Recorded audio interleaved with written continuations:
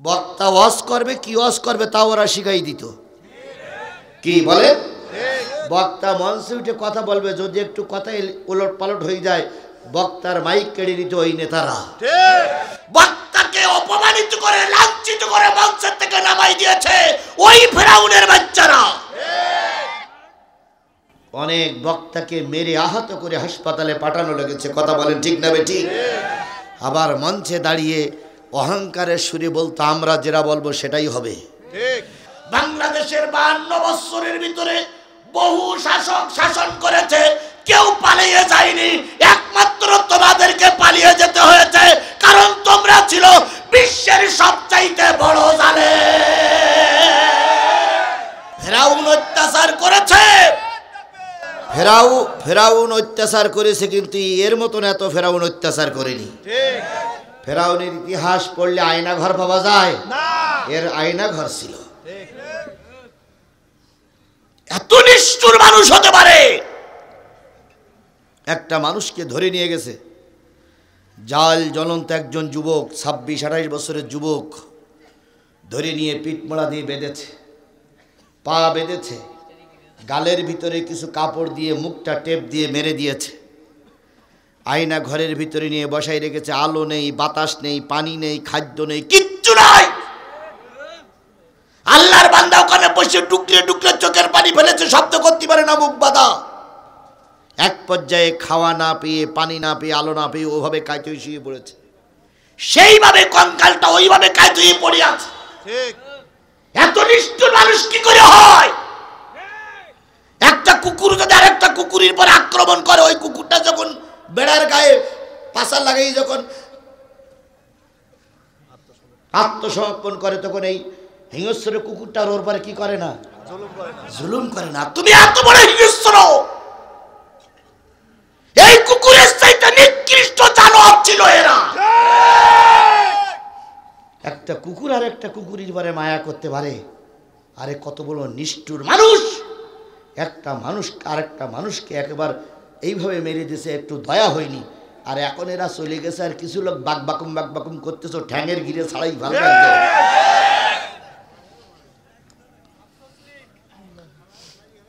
এরশাদ পালাইনি, খালেদা জিয়া পালাইনি, বাংলাদেশ জামাত ইসলামের শীর্ষ নেতাদের ফাঁসি হয়েছে, অনেক শিবিরের ছেলেকে রাজপথে গুলি করে মেরেছে, কেউ ময়দান ছেড়ে পালাই যায়নি। কথা বলেন ঠিক না ঠিক? তারা তখনও ময়দানে ছিল, এখনো ময়দানে আছে।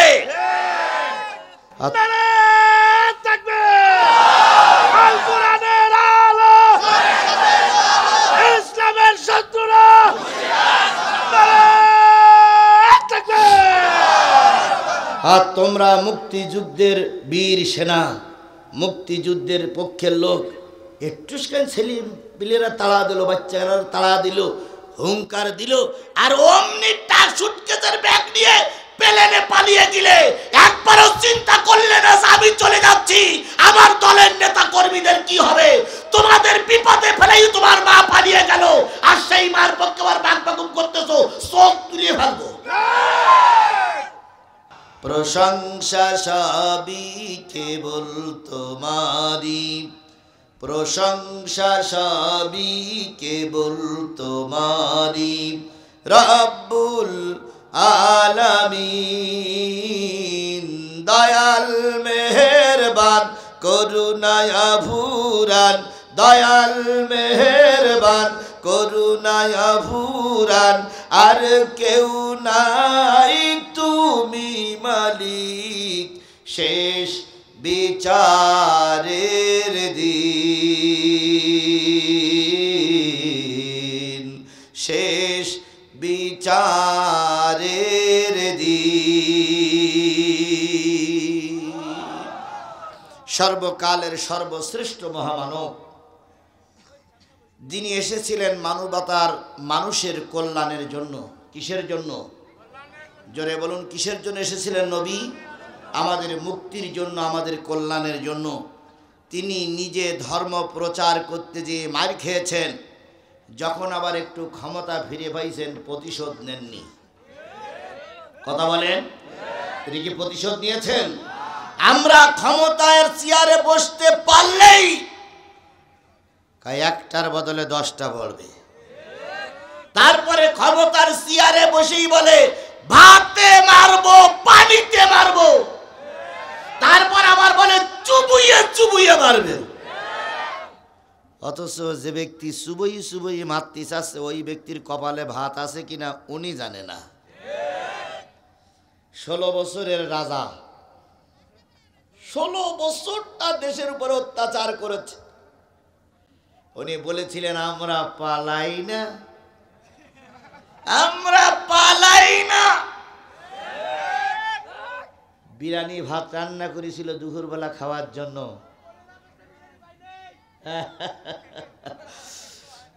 কি রান্না করেছিল? কি আরামে খাবে? অধিকার মেরে সেনাবাহিনী, পুলিশ, র্যাব, বিজেপি মেরে ঠান্ডা করে আসবে, ওদেরকে নিয়ে আনন্দে কি খাবে? বিরিয়ানি খাবে। আল্লাহ বলে দিল তুমি 15.5 বছর মানুষের উপর অত্যাচার করেছো, আজকের দুপুর বেলার বিরিয়ানি তোমার কপালে নাই। হাজারো চেষ্টা করে বিরিয়ানি খেতে পেরেছে। সুতরাং আল্লাহ সব জিনিস সহ্য করে, অহংকার সহ্য করে না। সুতরাং কেউ অহংকার করলে আল্লাহ তার এভাবেই শিক্ষা দেয়। নেতা মঞ্চে দাঁড়িয়ে বলতেছে যদি কেউ এখানে আবার আমাদের বিরুদ্ধে খেপে যায়, আমাদের বিরুদ্ধে রাজপথে মিছিল করে, তাহলে তাকে মেরে জেলখানায় ঢুকিয়ে দেওয়া হবে। বলা শেষ, তার আগে কাইথুই পড়িস তো সব আচ্ছা হবে তো সবাই মিলে ধরে হাসপাতালে নিয়ে গেছে। হাসপাতালের 4-5 জন ডাক্তার পরীক্ষা নিরীক্ষা করে বলতেছে নেতা আপনার তো সাংঘাতিক ডায়াবেটিস, আপনি কোথায় অস করতেছিলেন? কয় ওই হুজুরদের মাহফিলে বক্তৃতা থেকে দিক দিয়ে কাজ হয়ে পড়েছি। তখন ডাক্তাররা বলছে সাংঘাতিক ডায়াবেটিস, আল্লাহ বাঁচাই রেখেছে আলহামদুলিল্লাহ। তো ডাক্তার প্রেসক্রিপশনে কিছু ওষুধ লিখেছে, আর এক পাশে লিখেছে সকালবেলা 2 কোণ রুটি, আর দুপুরবেলা 2 কোণ রুটি, আর রাত্রিরে একটু চাউলির যাও মিষ্টি ছাড়া। তো নেতার সব বুঝাই দিয়ে বলতেছে এগুলো খাবেন। তখন নেতা বলতেছে ডাক্তার সাহেব এই 2 কোণ রুটি আর চাউলি যাও এগুলো কি খাওয়ার আগে না পরে?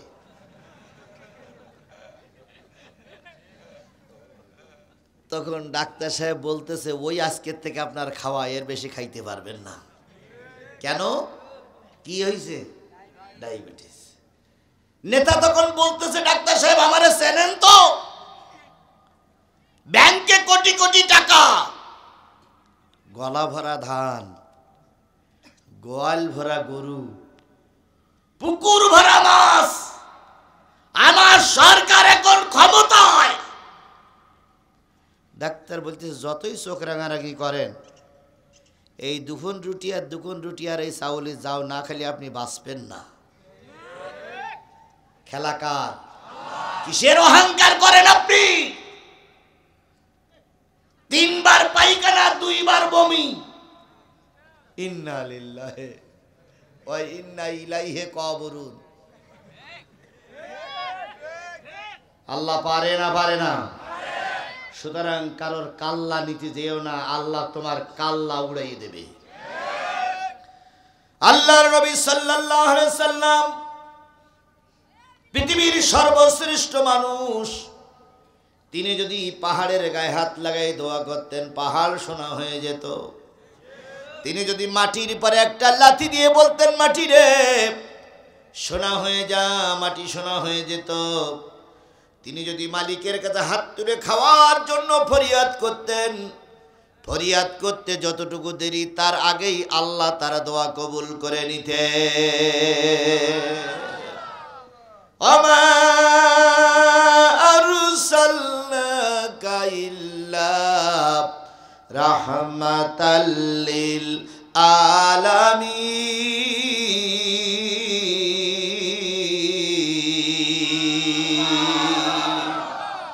আল্লাহ নবীকে পাঠালেন, রহমত হয়ে দয়ার মানুষ বানিয়ে পাঠালেন। নবী সারা জীবন কষ্ট করেছে, একবারও কারোর কাছে হাত পাতেন নাই। আবার যখন ক্ষমতার মসনদ পেয়েছেন, যখন মিলিয়ন বিলিয়ন লক্ষ লক্ষ অর্থ হাতে এসেছে, একটা অর্থ নিজের কাছে গচ্ছিত না রেখে সব অর্থগুলো মানুষের মাঝে বিতরণ করে দিয়েছে। এরকম একটা অবস্থায় আমার নবী সাল্লাল্লাহু আলাইহি সাল্লাম যোহরের সালাতের জন্য মসজিদে গেলেন। বেলাল বলেন, আমি তাকবীর দিলাম, নবীজি নামাজে দাঁড়ালেন। অনেকক্ষণ ধরে দাঁড়িয়ে দাঁড়িয়ে কেরাত পড়লেন, রুকুতে গেলেন। রুকুতে যেই দীর্ঘ সময় নবী পার করলেন, সোজা হয়ে দাঁড়ায় না। আমরা মনে মনে ভাবতেছিলাম নবী বুঝি আর সোজা হয়ে দাঁড়াবে না। অনেকক্ষণ পরে নবী সোজা হয়ে দাঁড়ালেন। তারপর অনেকক্ষণ দাঁড়িয়ে নবীজি সেজদায় গেলেন। সেজদায় যাওয়ার পর এত দীর্ঘ সময় সেজদা করতেছিল, মনে হচ্ছিল নবী বুঝি আর দুই সেজদার মাঝখানে বসবে না। আমি বেলাল পিছন দিক থেকে একটু সুড়সুড়ি দিলাম, নবীজি বসলেন, আবার সেজদা করলেন। এক পর্যায়ে নামাজ শেষ হয়ে গেল। বেলাল কানের কাছে মুখ লাগাই বলেন, ইয়া রাসূলুল্লাহ, রুকুতে গেলে ওঠেন না, সেজদায় গেলে বসেন না। এত লম্বা নামাজ এত ধীরে ধীরে করেছেন, আমি আমার জিন্দেগিতে এমন লম্বা নামাজ পড়তে দেখিনি। নবীজি বললেন, বেলাল, আয়েশার ঘরে 7 দিন পর্যন্ত কোনো আগুন জ্বলে না। 7 দিন পর্যন্ত না খেয়ে নামাজ কাজা করা যায় না, তাই নামাজ এসেছি। কিন্তু সেজদার থেকে আর একটা সেজদা পর্যন্ত বসার শক্তি সামর্থ্য আমার নাই। নবীজি সালাত আদায় করে হুজরাখানায় চলে গেলেন। আয়েশার বুকের দিকে তাকায় বললেন, আয়েশা, কোনো খাবারের ব্যবস্থা কি হলো? হযরত আয়েশা বলেন, ইয়া রাসূলুল্লাহ, কোনো খাবার জোগাড় করতে পারিনি, আমাকে মাফ করবেন। নবীজি একটু বিশ্রামের জন্য শুয়ে পড়লেন। পেটে পাথর বাঁধা, ফাঁকা জায়গাগুলো অন্য জিনিস দিয়ে পূরণ করে পায়জামার বেল্টটা বেঁধে রেখেছে। আবু বক্কর সালাত আদায় করে ঘরে গেলেন। যে আবু বক্করের স্ত্রীকে বললেন, ঘরে কোনো খাবার আছে? কয় না। আবু বক্কর ওই দিন পর্যন্ত 5 দিন না খেয়ে আছে। হযরত তোমার ঘরে গেলেন, স্ত্রীকে জিজ্ঞেস করলেন, ঘরে কোনো খাবার আছে? কয় না। হযরত তোমার ওই দিন পর্যন্ত 3 দিন না খেয়েছিলেন। আবু বক্কর বললেন, আমি একটু নবীর দরবারে যাই, নবী যদি কিছু খায় আবু বক্করকে না দিয়ে নবী খাবে না। হযরত আবু বক্কর সিদ্দিক রাদিয়াল্লাহু তাআলা নবীজির মসজিদ, নবীজির হুজরাখানার সামনে এসে চুপচাপ বসে আছেন। নবী যদি একটু ডাক দেয় সঙ্গে সঙ্গে ঘরের ভিতরে ঢুকবো। এমত অবস্থা ওমর আসলেন, এসে দেখে আবু বক্কর বাইরে বসে আছে। হযরত ওমর সালাম দিয়ে বললেন, বড় ভাই, অসময়ে মসজিদে কেন? আবু বক্কর বললেন, ওমর রে, 5 দিন পর্যন্ত ঘরে কোনো রুটিও নাই, খেজুরও নাই, তাই নবীর দরবারে এসেছি, নবী যদি একটু মেহমানদারি করে। তুমি এখন নবীর দরবারে কেন? ওমর বললেন, বড় ভাই, 3 দিন পর্যন্ত ঘরে কোনো খাবার নাই। 2 জন যখন কথোপকথন বলতেছিলেন, কথোপকথন চলছিল, আমার নবী বেরিয়ে এসে 2 জনের মাথায় হাত দিয়ে বলেন, আবু বক্কর রে, ওমর রে, তোমাদের 2 জনের কথা আমি শুনেছি। তোমরা একজন 5 দিন না খেয়ে আছো, আর একজন 3 দিন না খেয়ে আছো। আর তোমাদের নবী 7 দিন পর্যন্ত কিছুই খায় না। ও আমার জাতি, 7 দিন না খাওয়া নবী, 5 দিন না খাওয়া নবী, 3 দিন না খাওয়া নবী কিসের দাওয়াত দিয়ে চলেছে? আরো জোরে বলেন, কিসের দাওয়াত দিয়ে চলেছে? আর তুমি আর আমি কোরমা বিরিয়ানি খাই, পোলাও খাই, বুড়ি 3 হাত 4 হাত লতায়, তোমার মুখ দিয়ে একটা একটা বারের জন্য ইসলামের সঠিক কথাগুলো বাহির হয় না।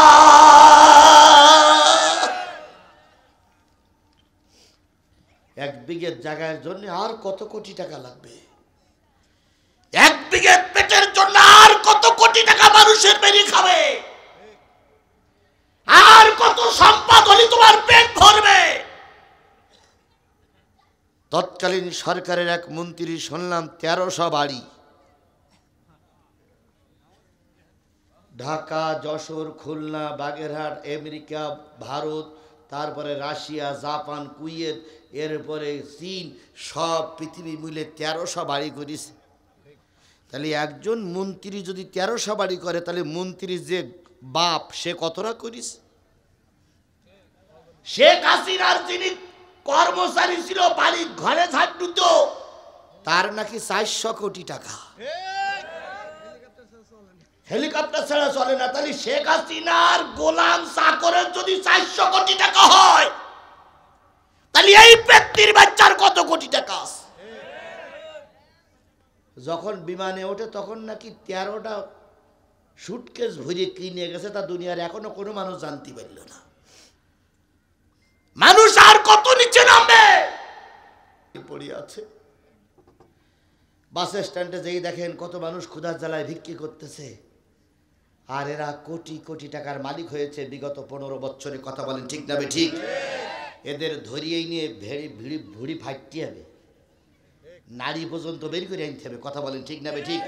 এদের একবার ফাঁসি দিতে হবে না, 1300 বার ফাঁসি দিতে হবে এদের। আবার মাথায় টুপি দিয়ে হাজি রুমাল পরে কয়, আমরা কি মুসলমান না? তোমরা মুসলমান কি কাফের? তোমার প্রশ্ন তুমি নিজে তোমার কাছে করো, উত্তর বেরিয়ে আসবে। কথা বলেন ঠিক না ঠিক? আল্লাহ নবী বলেন আবু বকর, আল্লাহ নবী বলেন ওমর, তোমাদের কথা আমি শুনেছি, তোমরা 3 দিন 5 দিন না খেয়ে আছো, আর আমি নবী কয়দিন না খাওয়া? এখানে বসে থাকলে পেটে খাওয়ার যাবে না, চলে একজন সাহাবীর বাড়ি মেহমান হই। আবু বকর বলেন, ইয়া রাসূলুল্লাহ, সবাই ক্ষুধার্ত, কার বাড়ির মেহমান হবে? নবী বললেন, আবু আইয়ুব আনসারী মেহমান ছাড়া খানা খায় না, চলো তো একটু আবু আইয়ুব আনসারীর বাড়ি যাই। 3 জন আবু আইয়ুব আনসারীর বাড়ি গেলেন। বলুন তো এই 3 জনের চাইতে শ্রেষ্ঠ মানুষ পৃথিবীতে আর কেউ আছে? আর কেউ ছিল? আল্লাহর নবীর চাইতে বড় মানুষ আর কেউ ছিল না। আবু বকর ছিল সমস্ত উম্মতির হেড। কথা বলেন ঠিক না বেঠিক? হযরত ওমর ছিলেন তার পরবর্তী জায়গার মানুষ। 3 জন চলে গেলেন আবু আইয়ুব আনসারীর বাড়ি। তিনি জোহরের সালাত আদায় করার পর বাগান পরিচর্যা করার জন্য বাগানে চলে গেছে। বাড়িতে যেয়ে সালাম দিলেন, আসসালামু আলাইকুম ইয়া আহলাল বাইত। আবু আইয়ুবের স্ত্রী এসে বেরিয়ে এসে দেখে নবীর মুখটা ছোট্ট হয়ে গেছে। আবু বকর সোজা হয়ে দাঁড়াতে পারতেছে না, বারবার বসে পড়তেছে। ওমর একখানা লাঠির গায়ে হেলান দিয়ে চুপ করে দাঁড়ায় আছে। আবু আইয়ুবের স্ত্রী 3 জন মানুষের মুখের দিকে তাকাই ব্যতীত হয়ে বললেন, ও আল্লাহর পাগলের এই অবস্থায় কেন? নবীজি সব খুলে বললেন। এবার কিছু নাস্তা পানি দিয়ে সোজা চলে গেলেন বাগানে। খেজুর বাগানে যে বলতেছে, আবু আইয়ুব, তুমি বাগান পরিচর্যা করছো, আর তোমার বাড়িতে 3 জন জান্নাতি মেহমান, তোমার বাড়িতে 3 জন জান্নাতি মেহমান, তারা না খেয়ে বারান্দায় বসে আছে।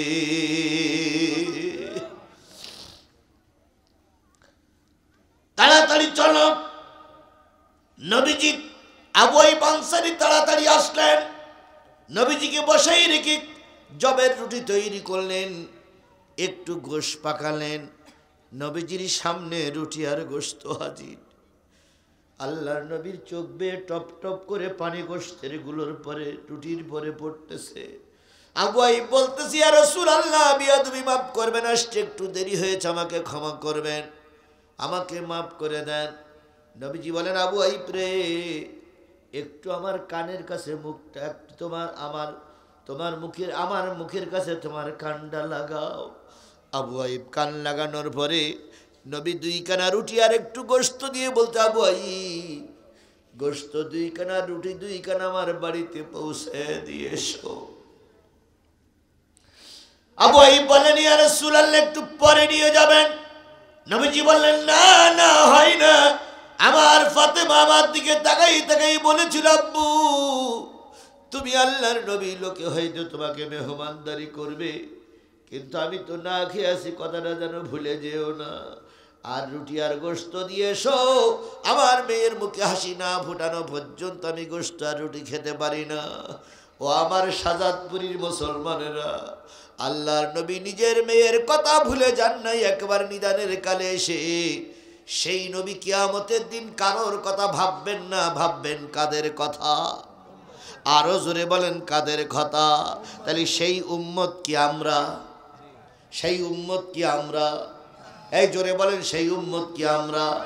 তাহলে আমরাই যদি সেই নবীর উম্মত হই, নবীর পরে নাজিল হওয়া কোরআনের আলোচনা চলছে, আর তুমি রাস্তায় বিড়ে টানতেছো, তুমি উম্মত নামের কলঙ্ক, তুমি আল্লাহর বান্দার নামের কলঙ্ক। কথা বলেন ঠিক না বেঠিক? তুমি যা করতেছো সব ফেরেশতারা দেখতেছে। হাতে ধরে বলি, পায়ে ধরে বলি, ছেলেরা এক মাস ধরে ধরে চান্দা তুলে, পয়সা তুলে মাহফিলটা দিয়েছে তোমাদের কিছু কোরআন হাদিস শোনানোর জন্য, আর তোমরা বিড়ে টেনে বেড়াচ্ছ। কিয়ামতের দিন আল্লাহর দরবারে কই ভাত দেওয়া যাবে না। মা বোনদেরকে বলি, কাজ সেরে কোরআনের মাহফিলে এসে বসুন, আর পুরুষদেরকে মাহফিলে পাঠিয়ে দেন। তাহলে যে নবীর এত কষ্ট করেছেন উম্মতের জন্য, কিয়ামতের দিন কাঁদবেন উম্মতের জন্য, সেই নবীর নামে দুরূদ শরীফ পড়া দরকার আছে না নাই? সবাই মিলে বলছি সাল্লাল্লাহু আলাইহি ওয়াসাল্লাম। বন্ধুগণ, আপনারা এত রাত ধরে বসে আছেন কি শোনার জন্য? জোরে বলেন, কি শোনার জন্য বসে আছেন? আমি কোরআন থেকে 2-3টা আয়াত তেলাওয়াত করেছি। এই 3টা আয়াতের পরে কথা হবে। আপনারা কি একটু সময় আমাকে দিবেন? ইনশাআল্লাহ দিবেন আপনারা? এই যে 2জন ভাই উঠে গেলেন, এই 2জন ভাই নিশ্চয়ই আমাদের শত্রু। না না না,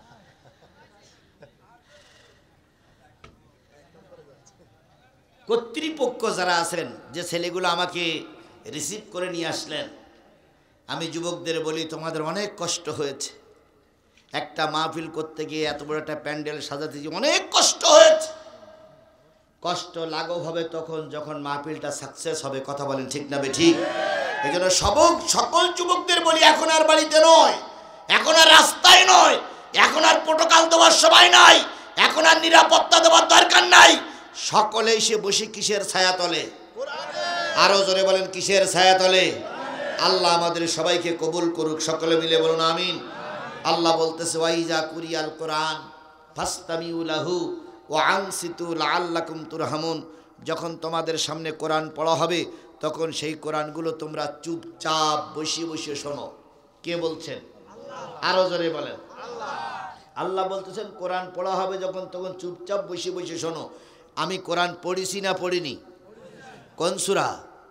সূরা কমার। সবাই মিলে বলেন, কোন সূরা? কয়টা আয়াত? এই 3টা আয়াত পড়ার পর আল্লাহ বলতেছে, যখন এই কোরআনের আয়াত পড়া হবে, এই কোরআনের আয়াতের তাফসীর হবে, তুমি যদি মুসলমানের বাচ্চা হও, চুপচাপ বসে বসে শোনো। কার নির্দেশ? আল্লাহর নির্দেশ মেনে চলা ফরজ, ওয়াজিব, সুন্নত না মুস্তাহাব? তাহলে তাই যদি হয়, যারা এখনো আসেন নাই তারা ভালো করে শুনুন, কোরআনের মাহফিলে আসা আপনার জন্য ফরজ। যদি না আসেন, কিয়ামতের দিন আল্লাহ দরবারে আপনিও কৈফিয়ত দেবেন, আমিও কৈফিয়ত দেব। বন্ধুরে, আর 50টা মিনিট আলোচনা চলতে পারে। দয়া করে কোরআনের মাহফিলে এসে বসুন। আল্লাহ সবাইকে হেদায়েত নসিব করুক। সকলে বলুন আমিন। এবার একটু হাদিসে যান। আল্লাহ নবী বলেন, আল কোরআনু শাফিআম মুশাফফা ওমা হিল্লু মুসাদ্দিকান মান জালাহু আমামাহু কদ্দাহু ইলাল জান্নাহ ওয়া মান জালাহু খালফাহু সাকাতাহু ইলান নার। ভালো করে শুনুন হাদিসটা, তারপর আপনারা উঠবেন। আল্লাহ নবী বলেন, কোরআন এমন একটা কিতাব, কিয়ামতের দিন কারোর জন্য আল্লাহর কাছে সুপারিশ করবে। বান্দার যখন বিচার হবে, কোরআন লাভ দিয়ে আল্লাহর পাশে গিয়ে দাঁড়াবে। আল্লাহ, এই লোকটা কোরআনওয়ালা ছিল, এই লোকটা তোমার কোরআনের পক্ষে ছিল। শীতের রাত্রিতে অন্ধকার রাত্রিতে আজিজুল ইসলাম জিহাদি কোরআনের তাফসীর করেছে, আর তোমার বান্দা চুপচাপ বসে বসে শুনেছে। আমি ভিডিও করে রেখেছিলাম। আল্লাহ, আমি সুপারিশ করতেছি, আমি কোরআন আমার সঙ্গে তোমার বান্দারে জান্নাতে দিয়ে দাও। কোরআন সামনে যাবে, বান্দা পিছনে পিছনে যেতে যেতে কোন পর্যন্ত পৌঁছায়া যাবে? জান্নাত পর্যন্ত পৌঁছায়া যাবে। তাহলে কোরআন কারোর পক্ষে সুপারিশ করবে। যারা কোরআনের পক্ষে থাকবে, কোরআন তাদের পক্ষে কি করবে? আর এই কোরআনের মাহফিল থেকে যারা উঠে যাবে, আমান জালাহু খালফাহু, যারা কোরআনকে পৃষ্ঠ প্রদর্শন করবে, অর্থাৎ কোরআনকে যারা পাশে দেখিয়ে চলে যাবে, পৃষ্ঠ প্রদর্শন করে চলে যাবে, এই কোরআন কিয়ামতের দিন যখন সে রোজে মাহশরের ময়দানে ঘুরবে, তাকে উঁচু করে ধাক্কা দিয়ে জাহান্নামে নিক্ষেপ করবে। তাহলে কোরআন সামনে রাখলে কোরআন আমাকে টেনে টেনে কোথায় নিয়ে যাবে? আর কোরআন পিছনে রাখলে কোরআন ধাক্কা দিয়ে কোথায় নিক্ষেপ করবে? তাহলে আমরা কি জান্নাতে যেতে চাই না জাহান্নামে যেতে চাই? এই স্পষ্ট করে বলতে হবে, জান্নাতে যেতে চাই না জাহান্নামে যেতে চাই। তাহলে জান্নাতে যদি যেতে চাই, তাহলে কোরআন কোন জায়গায় রাখতে হবে? আরো জোরে বলুন, কোরআন কোথায় রাখতে হবে? কোরআন রাখতে হবে আমাদের সামনে। কোরআনকে বানাইতে হবে আমাদের ইমাম। তাহলে আপনারা যারা এখানে বসে আছেন, আপনাদের সামনে কি কোরআন? আমরা যারা মঞ্চে বসে আছি, আমাদের সামনে কি? তাহলে আপনাদের ইমাম কোরআন, আমাদের ইমামও কোরআন। এখন যদি কোনো ব্যক্তি যে মাহফিল থেকে উঠে চলে যায়, তার পিছে পড়বে কি? যারা মঞ্চের থেকে উঠে যাবে, তাদের পিছনে পড়বে কি? তাহলে যারা কোরআনকে পিছনে রাখবে, কোরআন তাদের ধাক্কা দিয়ে কোথায় নিক্ষেপ করবে? এই জন্য সকলের কাছে অনুরোধ করি, গভীর রজনী পর্যন্ত ওয়াজ করার অভ্যাস আমার নাই। কোন সূরা থেকে তেলাওয়াত করেছি? সূরা কমার। কমার শব্দের অর্থ তো বড় হুজুর আমার পাশে বসা, হাজারো আলেমের ওস্তাদ, উনি আমার পাশে বসা। কমার শব্দের অর্থ কি? চাঁদ। কমার শব্দের অর্থ কি? চাঁদ। আকাশে যে চাঁদ, ওইটারে বলা হয় কমার। আল্লাহ রাব্বুল আলামিন বলতেছে, ইকতারাবাতিস সাআ ওয়ানশাক্কাল কমার, কিয়ামত নিকটবর্তী হয়েছে, চাঁদ দ্বিখণ্ডিত হয়ে গেছে। তাহলে কমার শব্দের অর্থ কি বুঝলাম? 27 নম্বর পারার 54 নম্বর সূরা, 55টা আয়াত, 3টি রুকু, মক্কায় অবতীর্ণ সূরা সময়ের ভিতরে একটা অন্যতম সূরা। 55টা আয়াতের ভিতর থেকে আমি আপনাদের কাছে তেলাওয়াত করেছি কয়টা আয়াত? 3টা আয়াত। এই 3টা আয়াত যখন নাজিল হলো, আল্লাহর নবীর সামনে তখন মহা বিপদ চলছে। বিপদটা কি? নবীর পক্ষে ডাইনে বামে উপরে নিচে কেউ নাই। নবীজি গোটা মক্কা নগরীতে সম্পূর্ণ একা। কালেমার দাওয়াত কেউ মেনে নিতে চায় না, বরং যখনই কালেমার দাওয়াত দিতে যায়, কাফেরেরা মৌমাছির মতন চারিপাশ থেকে আক্রমণ করে। এরকম একটা সময় বিগত 15টা বছর ইসলামী আন্দোলনের নেতা কর্মীদের উপর দিয়ে চলে গেছে। কথা বলেন ঠিক না বেটি? একটা বারের জন্য হলেও আমরা সুন্দরভাবে ময়দানে কথা বলতে পারিনি।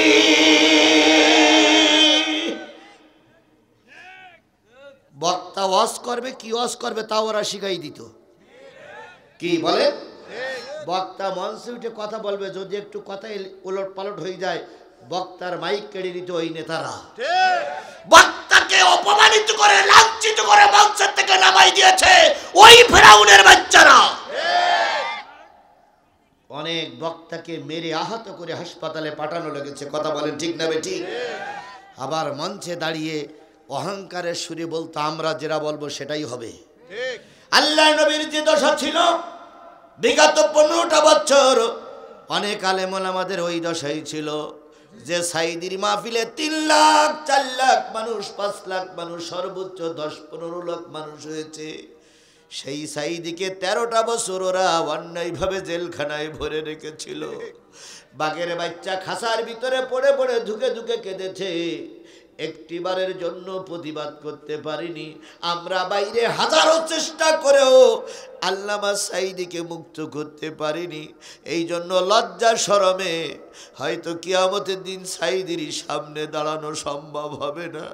যদি আল্লামা সাঈদী দাঁড়ায় বলে, জিহাদি তুমি না ময়দানে ছিলে, কতটুকু কাজ আমার জন্য করেছিলে, হয়তো সেদিন মুখ দেখানো যাবে না। আল্লাহর কসম, নবীজি যে বিপদে ছিল ওই রকম বিপদ বিগত 15টা বছর আলেম ওলামাদের উপর দিয়ে চলে গেছে। হয়তো অত না হলেও ওরা ওর চাইতে কিছু কম ছিল না। কথা বলেন ঠিক না ঠিক? বলুন তো, সত্য কথাগুলো বলা গেছে না? সত্য দাওয়াত দেওয়া গেছে না? এখানে যতগুলো লোক আছেন, একটা লোক মার বেটা বুকে হাত দিয়ে বলুন তো, বিগত 3টে পিরিয়ড আমরা কি ভোট দিতে পেরেছিলাম? ভোট কেন্দ্রে যেতেই দেয়নি। ঠিক। সকাল 8টার সময় নয়, সকাল 7টার সময় নয়, ফজরের নামাজ পড়িয়ে মুরব্বি গেছে ভোট দিতে, যে 2 পিরিয়ডে ভোট দিতে পারিনি, এবার ভোটটা দেব। সকাল 8টার সময় দরজা খোলার সাথে সাথে মুরব্বি সামনে গিয়ে হাজির। হ্যাঁ, নির্বাচন কমিশন বলছে, চাচা কি খবর? কয় ভোট দেব। কয় নাম কি? নাম সাইবুল ইসলাম। কয় চাচা ভোট তো দেওয়াই হয়ে গেছে। চাচা বলতে, বলো কি কি করে ভোট দেওয়া হইলো? আমি তো সবাই আগে, আমার আগে তো কেউ ঢুকিনি। কয় চাচা আপনি এত সকালে আসলেন কি করে? কয় ফজরের নামাজ পড়ে আর বাড়ি যাইনি, ভোটটা দিতেই বাড়ি যাব। তা বলছে চাচা ভুল করলেন। কয় কেন? কয় আপনি হয়েছেন ফজরের নামাজ পড়ি, আর আপনার ভোট যে দেখেছে সে হয়েছে তাহাজ্জুদের নামাজ পড়ি। এই মুসলমান, কথা কি ঠিক বললাম না? আমি ঠিক বললাম? চাচা চিন্তা করতেছে, ফজরের নামাজ পড়ি চান্স পালাম না, এখন বাড়ি দিয়ে সকিনার বাড়াই যাই, দেখি সকিনার ভোটটা হয় কিনা। চাচা বলতেছে, যাই দেখি তোমার চাচির বাড়াই দেই। তো মহিলা অঙ্গন থেকে বলতেছে, চাচা কষ্ট করে আসা লাগবে না, রাবেয়া খাতুন ভোটটা দিয়েই গেছে। আর এরাই যদি বলে আমরা সুষ্ঠু গণতান্ত্রিক দেশে গণতান্ত্রিক পদ্ধতিতে নেতা নির্বাচন হয়েছি, এ কথা বলার মতন জায়গা আমাদের আর কোথাও থাকে না। বাংলাদেশের 52 বছরের ভিতরে বহু শাসক শাসন করেছে, কেউ পালিয়ে যায়নি। একমাত্র তোমাদেরকে পালিয়ে যেতে হয়েছে, কারণ তোমরা ছিল বিশ্বের সবচাইতে বড় জালেম।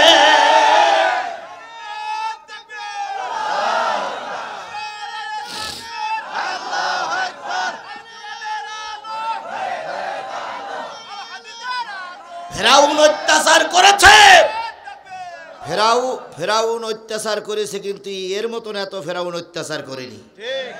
ফেরাউনের ইতিহাস পড়লে আয়না ঘর পাওয়া যায় না, এর আয়না ঘর ছিল। এত নিষ্ঠুর মানুষ হতে পারে?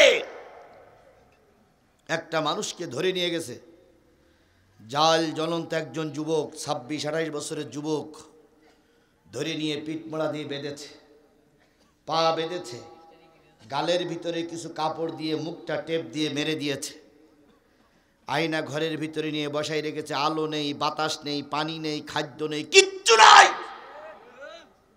আল্লাহর বান্দা ওখানে বসে টুকরে টুকরে চোখের পানি ফেলেছে, শব্দ করতে পারে না, মুখ বাঁধা। এক পর্যায়ে খাওয়া না পেয়ে, পানি না পেয়ে, আলো না পেয়ে ওভাবে কায়তে শুয়ে পড়েছে।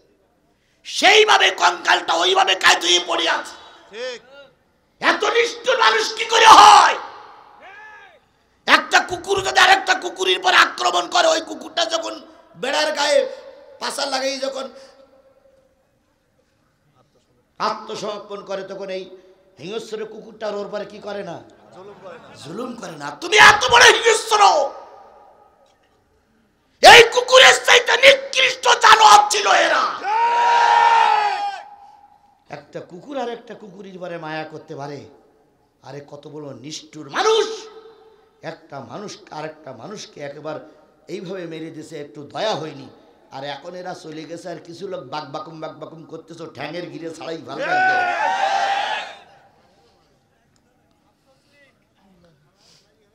এরশাদ পালাইনি, খালেদা জিয়া পালাইনি, বাংলাদেশ জামাত ইসলামের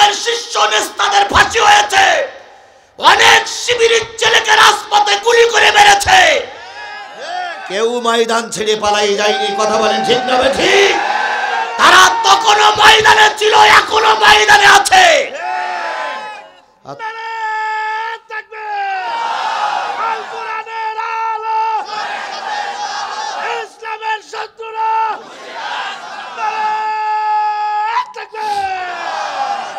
আর তোমরা মুক্তিযুদ্ধের বীর সেনা, মুক্তিযুদ্ধের পক্ষের লোক, একটু ছেলে পিলেরা তাড়া দিল, বাচ্চারা তাড়া দিল, হুঙ্কার দিল, আর অমনি টাক সুটকেসের ব্যাগ নিয়ে প্লেনে পালিয়ে গেলে একবারও চিন্তা করলে না আমি চলে যাচ্ছি, আমার দলের নেতা কর্মীদের কি হবে? তোমাদের বিপদে ফেলেই তোমার মা পালিয়ে গেল, আর সেই মার পক্ষে আবার বাগ বাগুম করতেছো, চোখ তুলিয়ে ফেলবো।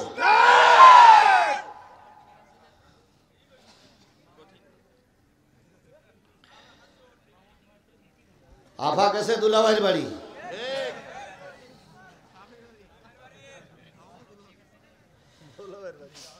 কথা বলেন। আফা গেছে জামাইয়ের বাড়ি, কথা বলেন ঠিক না বে ঠিক?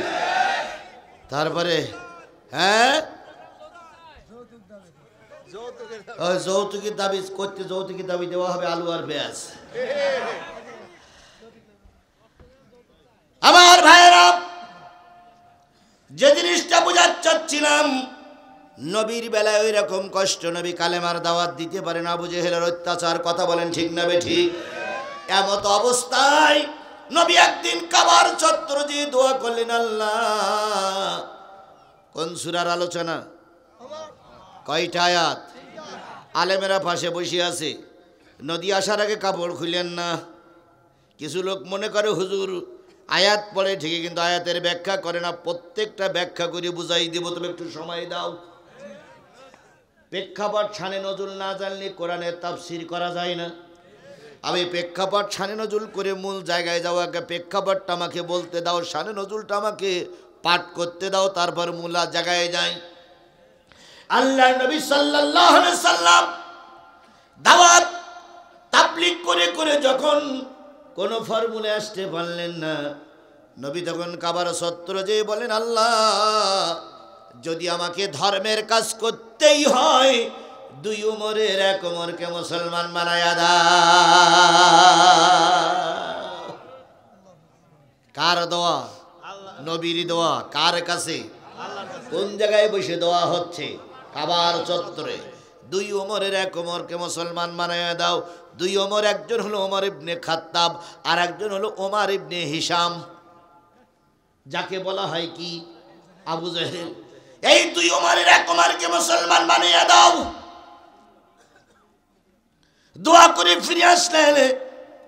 পরের দিন বিকালবেলা একটা বুড়ো মানুষ যে বলতেছি, ইয়া রাসূলুল্লাহ, ওমর আপনাকে হত্যা করতে এসেছে। নবী বললেন, মুরব্বি, পথ ছেড়ে দাও। রাইফেলের গুলি মিস হতে পারে, নবীর দোয়া মিস হতে পারে না। তোমাদের ব্যানট, তোমাদের বোমগুলো কাজ করতে গিয়ে ভুল করতে পারে, কিন্তু আলেমদের দোয়া বৃথা যেতে পারে। আলেমদের দোয়া আজ হোক কাল হোক কবুল হবেই। আল্লামা সাঈদী আদালতে দাঁড়িয়ে বলেছিলেন, এই বিচার শেষ বিচার না, আর একটা বিচার আছে। এই রায় সেই রায় নয়, আর একটা রায় দেওয়ার জন্য আর একটা আদালত আছে, সেটা হলো আল্লাহর আদালত। আল্লাহর দুনিয়ার আদালতের রায় হলে তো জামিন পাওয়া যায়, দুনিয়ার আদালতের রায় হলে তো আপিল করা যায়, আর আল্লাহর আদালতের রায় হয়ে গেলে আর আপিল করার সুযোগ থাকে না। কথা বলেন ঠিক না ঠিক? আমার ভাইয়েরা, ওমর মুসলমান হয়ে গেলেন। ওইদিকে যাবো না, তাহলে মূল আলোচনা শেষ করতে পারবো না। কিছুদিন পরে আমির হামজা মুসলমান হয়ে গেলেন। সুবহানাল্লাহ। আস্তে আস্তে করে দেখা গেল মুসলমানের দল বাড়তি আছে, বাড়তি আছে, বাড়তি আছে। আবু জেহেল চিন্তা করলো, এভাবে যদি মুসলমানরা বেড়েই চলে, একদিন কাবা ঘর মুসলমানরা দখল করবে, একদিন মক্কার সরকার হবে মুসলমান সরকার, একদিন মক্কায় কোরআন প্রতিষ্ঠিত হবে। দেখো তো সলে বলে কলে কৌশলে হিকমত অবলম্বন করে নবীরে দুনিয়া থেকে বিদায় করে দেওয়া যায় কিনা। এবার আবু সুফিয়ান বলল, নবীরে মারতে গেলে তো একটা দোষ তো খুঁজে বের করা লাগবে, বিনা দোষে মারলে বিশ্বের মানুষ আমাদের বিরুদ্ধে খেপে যাবে, আমাদের তো একটা সত্য হোক মিথ্যাকে একটা ট্রাইব্যুনাল করতেই হবে। এখন যদি না করতে পারি তাহলে তো নবীরে মারা যাবে না। কি করা যায়, নবীর দোষটা বের করব কি করে?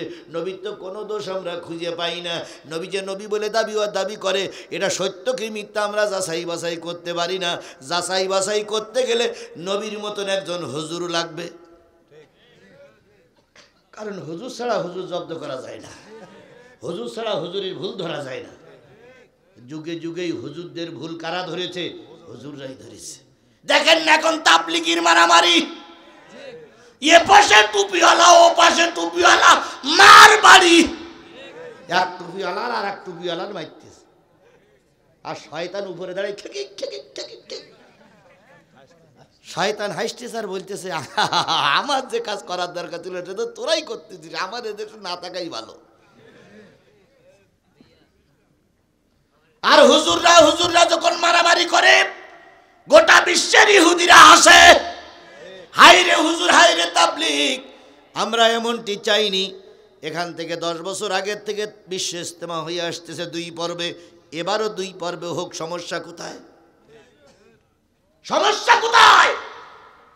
ভারতের ওই হুজুর না আসলে সমস্যা কোথায়? ভারতের ওই হুজুর 10 বছর আসেনি, বিশ্ব ইজতেমা হয়নি, এবার আসতে হবে কেন? সরকার বলতেছে বছরটা বাদ থাক, সামনের বছর আমরা নিয়ে দেবো। ও হবে না, জোর করেই করবে। বলুন তো, তাবলীগ মারামারি করেছে, ওটা আমাদের কিচ্ছু যায় আসে না, আমরা সাদের পক্ষেও না, জুবাইরের পক্ষেও না। কিন্তু তাবলীগ মারামারি করলে দেশের ক্ষতি হচ্ছে, কারণ আমেরিকা বুঝতেছে হুজুররা মারামারি করতেছে।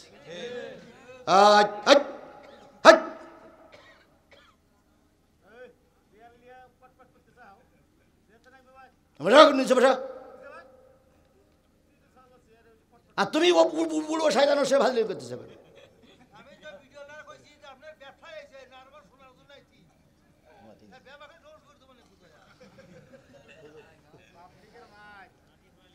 আমার ভাইয়েরা, যে জিনিসটা বোঝাতে চাচ্ছিলাম সেটা হলো, আল্লাহর নবী সাল্লাল্লাহু আলাইহি সাল্লাম ধর্মের কথা বলতে গেছে, সেই সময় হুজুরকে ঠকানোর জন্য ওরা কি খুঁজতেছে? হুজুর খুঁজতেছে। ওরা চিন্তা করলে আমাদের মক্কায় তো কোনো হুজুর নাই, তাহলে বিশ্বের বড় হুজুর কোন দেশে আছে সেই দেশে চলো। একজন সংবাদ দিল, মদিনায় একজন হুজুর আছে, তিনি তাওরাত কিতাব জানে, জব্বুর জানে, ইনজিল জানে, অন্যান্য কিতাব জানে, এই 3 কিতাবের পারদর্শী তিনি। চলো আমরা ওই হুজুরকে ভাড়া করে নিয়ে আসি। ওই হুজুর যদি এই হুজুরের বিরুদ্ধে ফতোয়া দেয়, জাতি জানবে ওই হুজুরটাই ঠিক, এই হুজুরকে মেরে দেয়। আমাদের দেশে হুজুর কিনে হুজুরের বিপক্ষে ফতোয়া দেওয়া লোক আছে না নাই? জোরে বলেন, আছে না নাই? বলুন তো, আল্লামা সাঈদীর যখন প্রথম মামলা হয়, এই মামলাটা দিয়েছিল কারা? হুজুররাই। কোন হুজুর? তো নজিবুল বাশার, তরিকাত ফেডারেশনের নজিবুল বাশার। কথা বলেন ঠিক না বেঠিক? তিনি কি মামলা দিয়েছিল? আল্লামা সাঈদী নাকি ধর্মের অপব্যাখ্যা করে। মতিউর রহমান নিজামী নাকি ধর্ম নিয়ে ব্যবসা করে। আল্লামা সাঈদী নাকি ধর্মের অপব্যাখ্যা করে দেশকে ভুল পথে চালাচ্ছে। এই মামলাটা সরকারের কাছে দিল, সরকার ওই মামলাটা গ্রহণ করল। ওই মামলায় সর্বপ্রথম ইসলামী আন্দোলনের নেতাদেরকে গ্রেপ্তার করা হলো। তারপরে যুদ্ধ অপরাধী বলেন, আর এই ঘরপোড়ায় নিয়ে বলেন, হিন্দুদের দেশান্তরিতে বলেন, এসব মামলাগুলো পরে, আগে হয়েছে হুজুরির মামলায় হুজুর ধরা পড়েছে। ঠিক আবু জেহেল বাহিনী একজন হুজুর খুঁজলো মুহাম্মদকে ঠকানোর জন্য, তাই তারা চলে গেল মদিনায়। মদিনার উপকণ্ঠে নিয়ে বলতেছে, এখানে বড় হুজুর কে? সবচেয়ে বড় হুজুর কে? এই মদিনায় সবচেয়ে বড় হুজুর কে? তখন ওখানকার কিছু লোক বললো, আমাদের ওই যে একটা মুরব্বির বাড়ি দেখেছে, ওই মুরব্বির দুটো ছেলে আছে, একটা হচ্ছে কাব ইবনে মালিক আর একটা হচ্ছে কাব ইবনে আশরাফ। কাব ইবনে আশরাফ হচ্ছে জগৎ বিখ্যাত কবি, আর কাব ইবনে মালিক হচ্ছে এই মদিনার সবচেয়ে বড় হুজুর। উনি যখন চলে তখন শরীরের পিছনে চলে হাজার হাজার নেতাকর্মী, অস্কর্তি দালালি, হাজার হাজার ভক্ত। এই লোকটাই হলো আমাদের সমাজে সবচেয়ে বড় হুজুর, কিন্তু ভিজিট কিন্তু অনেক বেশি। যে যত বড় হুজুর হয় তার ভিজিট বেশি হয় না? কোনো হুজুর বিমানে আসে, কোনো হুজুর হেলিকপ্টারে আসে, আবার কোনো হুজুর প্রাইভেট কারে আসে, কোনো হুজুর অনেক দরকার, অধিকার আবার যাওয়ার দরকার নেই, এই হুজুরের ভিজিট বেশি। আবু জেহেল বলে ভিজিট যত নাই নেক, অন্তত মোহাম্মদকে তো ঠকাই। যে মুরব্বির কাছে বলতেছে, মুরব্বি আসসালামু আলাইকুম। ওয়ালাইকুম আসসালাম, কি খবর? আমাদের দেশে এক হুজুরির আবির্ভাব হয়েছে, এই হুজুর যা কথা বলে জাদুর মতন সত্য হয়। দলে দলে লোক সেই দিকে ভিড়ে যাচ্ছে, বাপ দাদার ধর্ম সব শেষ। তখন মুরব্বি বলতেছে, তিনি কি বলে? কয় তিনি বলতেছে শেষ নবী তিনি, আর তিনি যে ওয়াজ করে ওয়াজ শুনে প্রায় মানুষ তার পক্ষে চলে যাচ্ছে। তো আমরা এই হুজুরির ঠকানোর জন্য আপনার কাছে আসছি, আপনার ছেলে নাকি বড় হুজুর, তো ওনারা আমরা ভাড়া করে নিয়ে যাব, যাতে করিয়ে আমাদের এই মোহাম্মদকে কি করে দেয়, ঠকাই দেয়। কাব ইবনে মালিক তখন উপস্থিত ছিলেন না। কাব বললেন, মালিককে একটু ডেকে নিয়ে এস। মালিক সব শুনে বুঝে বলতেছে, মুরব্বি শুনে বুঝে দেখলাম তিনি আপনাদের পথের কাঁটা, ওই কাঁটা দূর করে দেব, বিনিময়ে আমাকে 7 বস্তা টাকা দেওয়া লাগবে। কয় বস্তা? 7 বস্তা।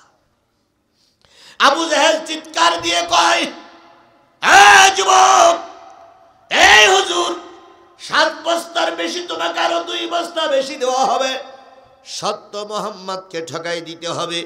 কাব ইবনে মালিক বললেন, মুরব্বি ব্যাপার নয়, কত হুজুরকে বহস করে ঠকাই দিলাম, মোহাম্মদকে ঠকাই দিতে আমার মোটেও দেরি লাগবে না। আপনি বাড়ি দিয়ে মঞ্চ তৈরি করেন, আগামী বৃহস্পতিবার 14ই রবিউল আউয়াল, প্রচণ্ড প্রচণ্ড ঠিক প্রচণ্ড প্রচণ্ড পূর্ণিমার রাত্রিতে যেদিন 4টা ফুল গোল হয়ে যাবে, ওই দিন আমি আসতেছি। আর আপনি যে বলেন মুহাম্মাদের কাছে আমি 3টে প্রশ্ন করব, একটা শরিয়াত, একটা মারফত, আর একটা হকিকত। একটা শরিয়াত, আর একটা মারফত, আর একটা হকিকত আধ্যাত্মিক। এই 3টে প্রশ্ন করবে, একটা হলো শরিয়াত, একটা হলো মারফত, আর একটা হলো আধ্যাত্মিক। 3টে প্রশ্ন করব। 3টি প্রশ্নের উত্তর যদি দিতে পারে তাহলে বুঝবো তিনি সঠিক নবী। 3টি প্রশ্নের উত্তর যদি না দিতে পারি, আপনার লোকজন রেডি করে রাখবেন, যেই বলবো উত্তর ভুল সেই যেন আপনার বাহিনী মুহাম্মদকে মেরে দুনিয়ার থেকে বিদায় করে দেয়। আবু জেহেল বলতে, আবু সুফিয়ান অনেকদিন পর একটা সুযোগ পাওয়া গেছে বলে মনে হয়, অনেকদিন পর একটা সুযোগ পাওয়া গেছে, এর সুযোগ আর হাতছাড়া করা যাবে না, এবার নিশ্চিত নবী ফেল। বলুন তো, দুনিয়ার সব লোক নবী বিরোধী, আর নবীর পক্ষে আছে কে? আর একটু জোরে বলেন কে? যার পক্ষে আল্লাহ থাকে তারে কেউ ঠকাতে পারে? জোরে বলেন পারে? এই যে সরকার চলে গেছে, এই সরকার চিন্তা করতে আমার পক্ষে আছে সেনাবাহিনী, আমার পক্ষে আছে বিজিবি, আমার পক্ষে আছে র্যাব, আমার পক্ষে আছে পুলিশ, আমার পক্ষে আছে আনসার, সর্বোপরি আমার পক্ষে সমস্ত ক্ষমতার দাপট আছে, আমারে কেউ নামাতে পারবে না। ঠিক। কিন্তু আল্লাহ বলে দিল, বিএনপি তোরে নামাতে পারবে না, জামাত তোরে নামাতে পারবে না, আমি যাদেরকে দিয়ে তোদের নামাবো তাদের পরিচয় তোদের কেউ জানে না। 5 তারিখের আগে এই সংস্কার আন্দোলনের, কোটা বিরোধী আন্দোলনের ছেলেদের আপনারা চিনতেন? আমিও চিনতাম। তাহলে ওরা নামলো, আরে পেতনির বাচ্চা অমনি লেজ গুটাই নিয়ে চলে গেল। এখন আমার বলতেছে আমি সীমানার পাশে আছি, চট করে ঢুকে পড়ব। তাই বলতেছে না? আচ্ছা, ওনারা শর্ট করে ঢুকি বলবো আর আমরা কি আঙুল চড়বো? জোরে বলেন, আঙুল চড়বো?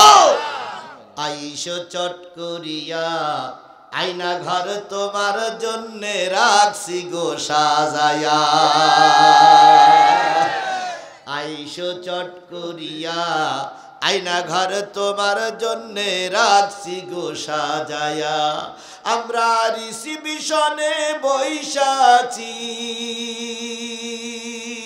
রিসিপশনে বৈশাছি জুতোর মালা লয়া। আয়না ঘর তোমার জন্যে রাখছি গো সাজায়া। নির্বিচারে মারস মানুষ ক্ষমতার লাগিয়া, দিন ধর্ম আর মানবতা সব কিছু ছাড়িয়া, বুবু সব কিছু ছাড়িয়া। তোমার পাপের শাস্তি ও বুবু, পাপের শাস্তি পাইতে হবে, যাইও না ভুলিয়া। আয়না ঘর তোমার জন্যে রাখছি গো সাজায়া।